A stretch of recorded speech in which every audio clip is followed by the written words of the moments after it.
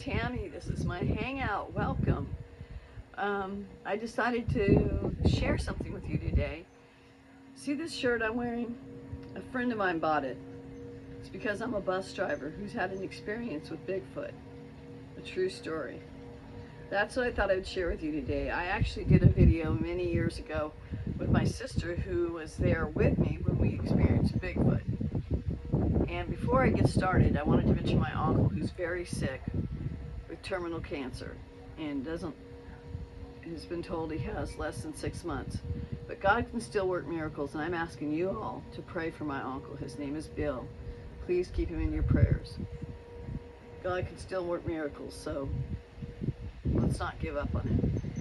And Marla, I hope your toe's doing better, and I hope your sister's doing better. Just a short message to you, Marla. I have been praying for y'all. And now with the story. I'm going to make it a quick one because I got to get back to work because I'm a school bus driver and school's about to start. And I'm doing what they call a dry run. Anyways, this story happened in 1975. I was 16 years old. So it was many years ago, back in the 1900s. And for you kids, that was a while back. Anyway, it's been 50 years. Some friends of ours, Debbie Schaefer and Judy Caltapalata. If you're listening, Judy or Debbie, I'm talking about y'all. You can come on here and witness to this, that this did happen. And my sister Betsy, who's not here, but she lives in Bastrop, and she would stand behind me on this. Although her memory and my memory are pretty old now, and they conflict. But I'm not going to drag out the story. I'm just going to tell you that we decided to go camping, and camping wasn't allowed in San Dimas Canyon Park. And we were up in the hills of San Dimas Canyon Park in California. That's Southern California. And none of us drove up there. We decided to walk up there. And I believe I was barefooted. And for some reason, we just grabbed a can of corn and a can opener and a spoon. So we had something to eat. So we got all the way up, this hill, up in the hills. And it was out by the road, and there was housing up in those hills, up higher. And anyway, we were sitting there by a tree, close to the road, not too far from the road, and down below was a creek, and then it goes up a mountain hill.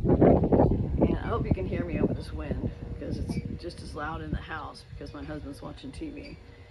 And we're sitting there minding our own business, and we were passing around this can of corn. We were sharing it. And the next thing you know, we're talking, and we hear this horrible sound. I mean, it was a yell, kind of like a mix between a bear and a moose, maybe a sick moose. It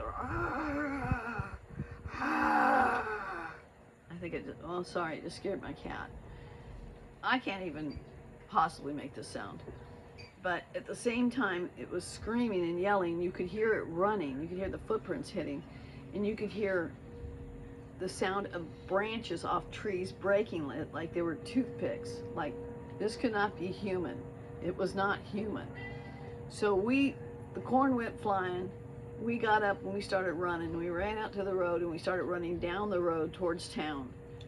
And you could hear it running in the same direction as us, screaming and yelling, rawr, rawr.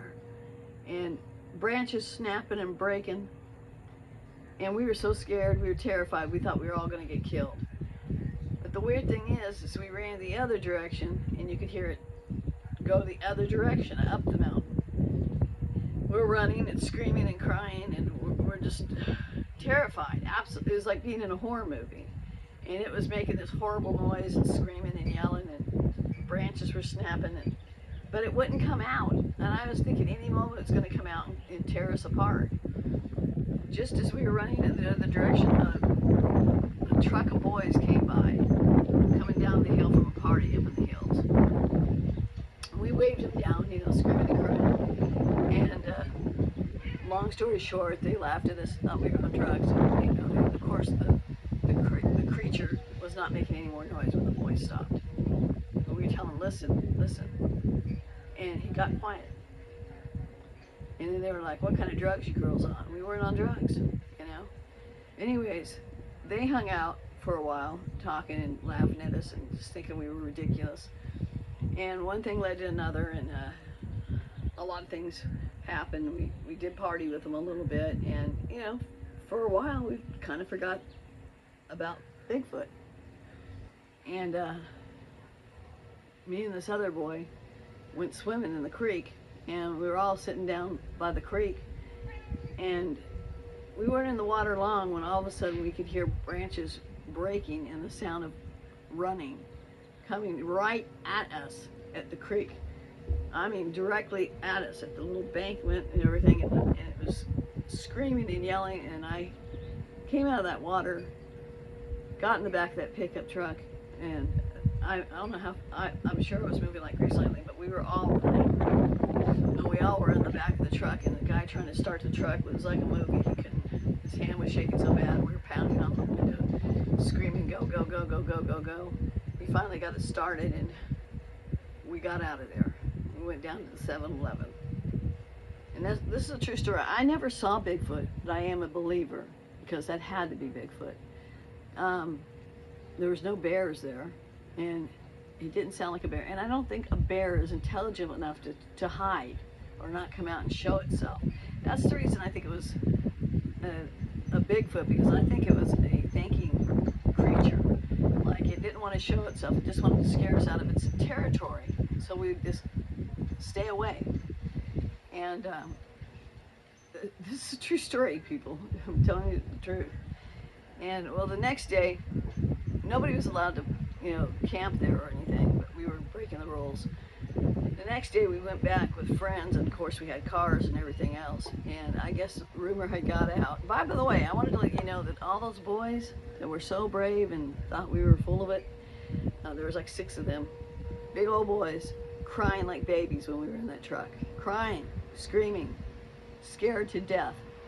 And if it was a bear would have showed itself, and it didn't sound like a bear. But anyways, I believe it was an intelligent being, which I believe that Bigfoot is an intelligent being. He just wanted to scare us off, but he made things worse, because the next night when we went back, there were people all over the place. The word got out, those boys talked, we talked, friends showed up, everybody was, all kinds of people were there. It got worse. And that night, somebody showed up who said he was from